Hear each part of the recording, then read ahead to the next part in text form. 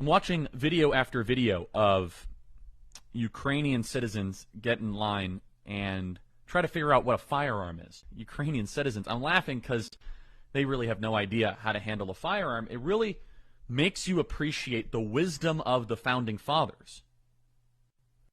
And to take a step backwards and to say, wait a second, if Ukraine had a robust Second Amendment, would Putin invade?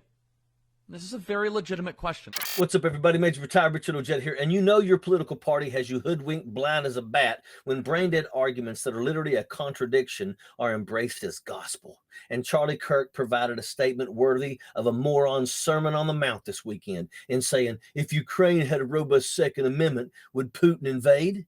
Well, yes, Charlie. Yes, he would. They are handing out free guns in the streets to any Ukrainian citizen that will take one, you chucklehead. Uncle Bob's squirrel gun really does a lot against a surface-to-air missile or mortar fire. Roy Rogers twirling a six-shooter isn't going to be a deterrent against a war machine of the 21st century mechanized country. I'm not saying this tongue-in-cheek. Would Putin have invaded Ukraine if Ukraine had widespread gun ownership and a skilled citizenry that knew how to use those guns? If the 45 million people of Ukraine were able to own weapons and had a gun culture similar to America, would Putin feel emboldened to invade that country?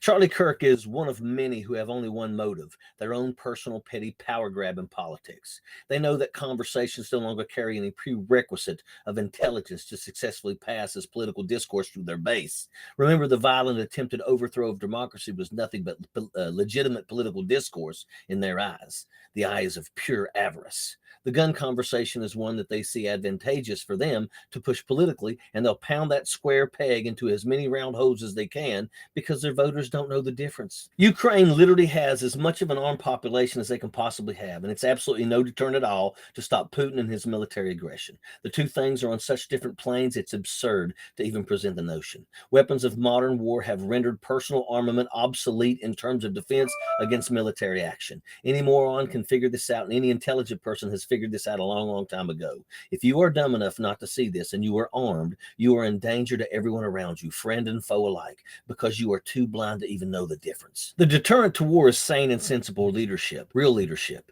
because leadership never divides, just the opposite of what Charlie Kirk and all of his right-wing buddies take up as their daily playbook. A smart, unified, coordinated, and disciplined national peace force like our United States military is a deterrent to war, where people have training, intelligence, and standards that dictate action, just the opposite of wildly flying off the handle to stoke and provoke hatred between people like Charlie Kirk and his GQP friends. That comes to the real best deterrent to war and defense against aggression, and that's strong national unity to peace and human rights.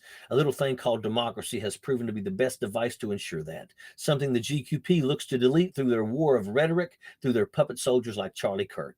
We have to do our part as citizens and recognize nonsense and call nonsense out when we see it, to reject attempts to breach divides in the country in the name of political gains. This is a country where we fight for everyone's rights, not just our own personal vain ideology.